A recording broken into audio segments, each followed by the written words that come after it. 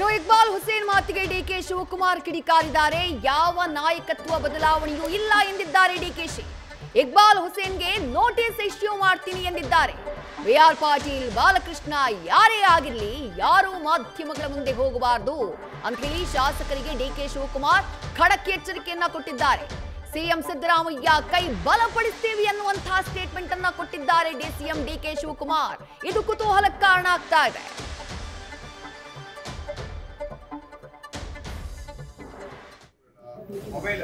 ಇದು ಪ್ಯೂರ್ಲಿ ಪಕ್ಷದ ಸಂಘಟನೆ ವಿಚಾರ.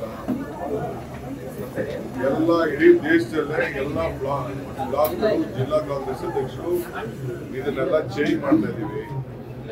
ಮಲ್ಲಿಕಾರ್ಜುನ್ ಖರ್ಗೆ ಅವರು ಬೆಳಗಾವಿಯಲ್ಲಿ ಏನ್ ಘೋಷಣೆ ಮಾಡಿದ್ದಾರೆ ಅಂತಂದ್ರೆ this is a year of organisation ಅಂತ ಹೇಳಿದ್ದಾರೆ. ಸಂಘಟನೆಯ ವರ್ಷ ಇದು. ಆ ಸಂಘಟನೆಯ ವರ್ಷದಲ್ಲಿ ಹೆಚ್ಚಿಗೆ ಜಿಲ್ಲಾ ಕಾಂಗ್ರೆಸ್ ಅಧ್ಯಕ್ಷರಿಗೆ ನಾವು ಶಕ್ತಿ ತುಂಬಬೇಕು ಅಂತ ಅವ್ರು ಹೇಳಿದ್ದಾರೆ ಬೆಳಗಾವಿಯಲ್ಲಿ.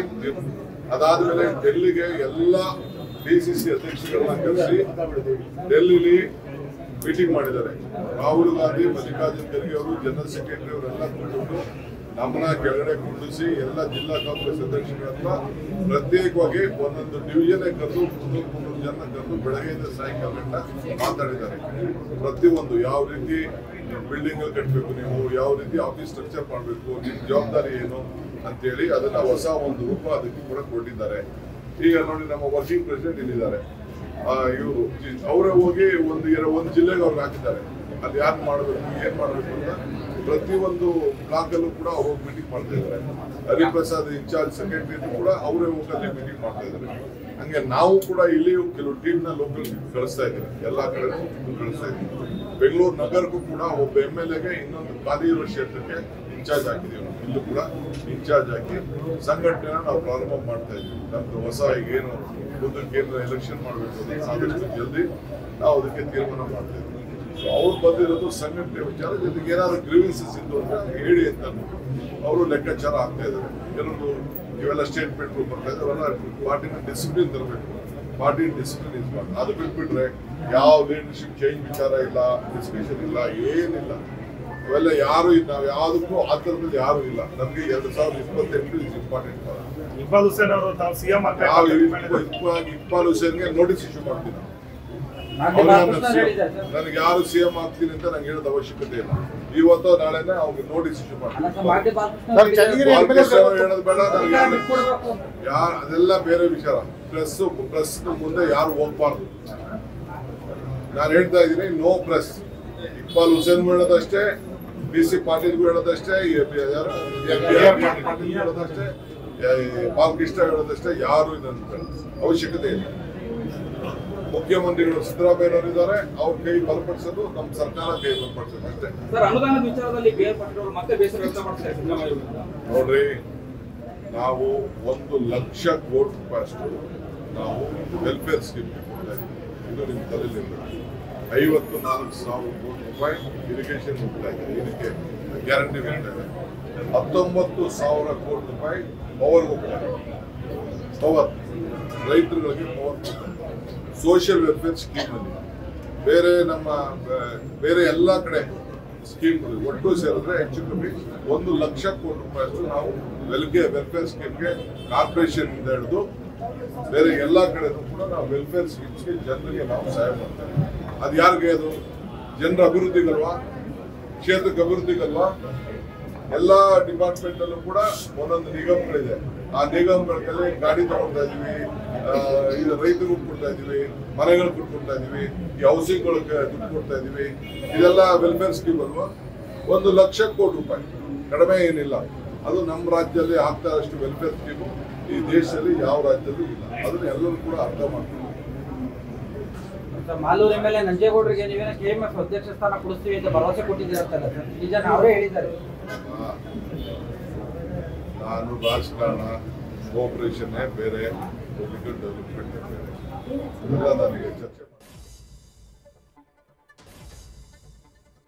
ಸಿಎಂ ಡಿಕೆ ಶಿವಕುಮಾರ್ ಅವರ ಮಾತು ಬಹಳ ಕ್ಲಿಯರ್ ಕಟ್ ಆಗಿದೆ. ಆದರೆ ಸಾಕಷ್ಟು ಕುತೂಹಲಕ್ಕೆ ಕಾರಣ ಆಗ್ತಾ ಇದೆ.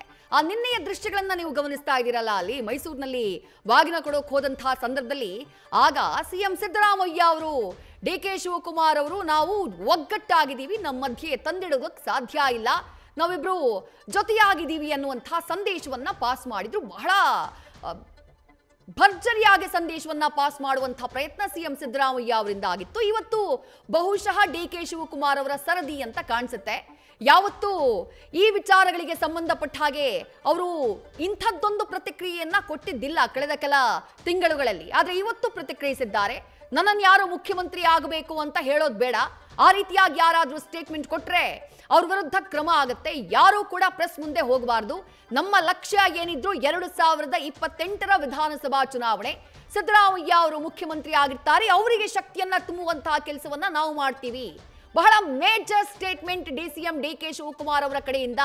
ಬಟ್ ಯಾವ ಕಾರಣಕ್ಕಾಗಿ ಈ ಸ್ಟೇಟ್ಮೆಂಟ್ ಹಿಂದಿರುವಂತಹ ಲೆಕ್ಕಾಚಾರ ಏನು, ಸ್ಟೇಟ್ಮೆಂಟ್ ಹಿಂದಿರುವಂತಹ ಉದ್ದೇಶ ಏನು, ಇದು ಕುತೂಹಲಕ್ಕೆ ಕಾರಣ ಆಗ್ತಾ ಇರೋದು. ನಾಯಕತ್ವ ಬದಲಾವಣೆ ಇಲ್ಲ ಅನ್ನುವಂತಹ ಮಾತನ್ನ ಹೇಳಿದ್ದಾರೆ ಡಿಸಿಎಂ ಡಿ.ಕೆ. ಶಿವಕುಮಾರ್ ಅವರು. ನಾಯಕತ್ವ ಬದಲಾವಣೆಗೆ ಸಂಬಂಧಪಟ್ಟ ಹಾಗೆ ದೊಡ್ಡ ಮಟ್ಟದಲ್ಲಿ ಚರ್ಚೆ ಆಗ್ತಾ ಇದೆ. ಎಲ್ಲೋ ಹೊರಗಡೆ ಎಲ್ಲ, ಕಾಂಗ್ರೆಸ್ ಪಾಳಿಯದಲ್ಲೇ ಚರ್ಚೆ ಆಗ್ತಾ ಇದೆ. ಎರಡು ಬಣಗಳ ಶಾಸಕರುಗಳ ಮಧ್ಯೆ ಚರ್ಚೆ ಆಗ್ತಾ ಇದೆ, ಹೇಳಿಕೆಗಳು ಬರ್ತಾ ಇದ್ದಾವೆ. ಇಕ್ಬಾಲ್ ಹುಸೇನ್ ಅವರೇ ಕೊಟ್ಟಂತಹ ಸ್ಟೇಟ್ಮೆಂಟ್ ನ ಗಮನಿಸಿದ್ರಿ, ಬಹಳ ಕ್ಲಿಯರ್ ಆಗಿ ಹೇಳಿದ್ರು, ಡಿ.ಕೆ. ಶಿವಕುಮಾರ್ ಅವರಿಗೆ ಮುಖ್ಯಮಂತ್ರಿ ಆಗೋದಕ್ಕೆ ಅವಕಾಶ ಕೊಡಬೇಕು. ಅವತ್ತು ದೆಹಲಿನಲ್ಲಿ ಸಿಎಂ ನಿರ್ಧಾರ ಆದಂತಹ ಸಂದರ್ಭದಲ್ಲಿ ನಾನು ದೆಹಲಿನಲ್ಲಿದ್ದೆ, ಆಗ ಒಪ್ಪಂದ ಆಗಿದ್ ನಿಜ ಅಂತ ಹೇಳಿ ಆನ್ ರೆಕಾರ್ಡ್ ಸ್ಟೇಟ್ಮೆಂಟ್ ಅನ್ನ ಕೊಟ್ಟರು ಇಕ್ಬಾಲ್ ಹುಸೇನ್ ಅವರು. ಆ ನಂತರದಲ್ಲೂ ಅದನ್ನೇ ಅವರು ಪುನರುಚ್ಚರಿಸ್ತಾ ಬಂದಿದ್ದಾರೆ. ಆ ಹೇಳಿಕೆಗೆ ಗರಂ ಆಗಿದ್ದು ಡಿ.ಕೆ. ಶಿವಕುಮಾರ್ ಅವರು. ಯಾವುದೇ ಕಾರಣಕ್ಕೂ ಯಾರು ಇಂಥ ಹೇಳಿಕೆಯನ್ನ ಕೊಡಬಾರ್ದು, ನೋಟಿಸ್ ಇಶ್ಯೂ ಮಾಡಲಾಗಿರುತ್ತೆ. ಅದು ಬಾಲಕೃಷ್ಣ ಆಗಿರ್ಲಿ, ಇಕ್ಬಾಲ್ ಹುಸೇನ್ ಆಗಿರ್ಲಿ ಅಥವಾ BR ಪಾಟೀಲ್ ಆಗಿರ್ಲಿ, ನೋಟಿಸ್ ಅನ್ನ ಇಶ್ಯೂ ಮಾಡುವಂತಹ ಕೆಲಸವನ್ನ ಮಾಡ್ತೀವಿ. ಯಾರು ಪ್ರೆಸ್ ಮುಂದೆ ಹೋಗಬಾರ್ದು, ಯಾರು ನಾನು ಮುಖ್ಯಮಂತ್ರಿ ಆಗಬೇಕು ಅನ್ನುವಂತಹ ಹೇಳಿಕೆಯನ್ನ ಕೊಡಬಾರ್ದು. ಸಿದ್ದರಾಮಯ್ಯ ಅವರು ಮುಖ್ಯಮಂತ್ರಿ ಆಗಿರ್ತಾರೆ, ನಾಯಕತ್ವ ಬದಲಾವಣೆ ಇಲ್ಲ, ಅವರಿಗೆ ಶಕ್ತಿ ತುಂಬುವಂತಹ ಕೆಲಸವನ್ನ ನಾವೆಲ್ಲರೂ ಕೂಡ ಮಾಡ್ತೀವಿ. 2028ರ ಚುನಾವಣೆ ನಮ್ಮ ಗುರಿ ಅನ್ನುವಂತಹ ಮಾತನ್ನ ಹೇಳಿದ್ದಾರೆ ಡಿ.ಕೆ. ಶಿವಕುಮಾರ್. ಆದ್ರೆ ಅವರ ಈ ಸ್ಟೇಟ್ಮೆಂಟ್ ಸಾಕಷ್ಟು ಕುತೂಹಲಕ್ಕೆ ಕಾರಣ ಆಗ್ತಾ ಇದೆ. ಇದರ ಹಿಂದೆ ಯಾವ ಲೆಕ್ಕಾಚಾರಗಳು ಅಡಗಿದ್ದಾವೆ ಅನ್ನುವಂಥದ್ದು ಕುತೂಹಲವನ್ನ ಮೂಡಿಸ್ತಾ ಇದೆ. ನ್ಯೂಸ್ ಫಸ್ಟ್ ನಿರ್ಭೀತಿಯಿಂದ ನಿಮ್ಮ ಪರವಾಗಿ.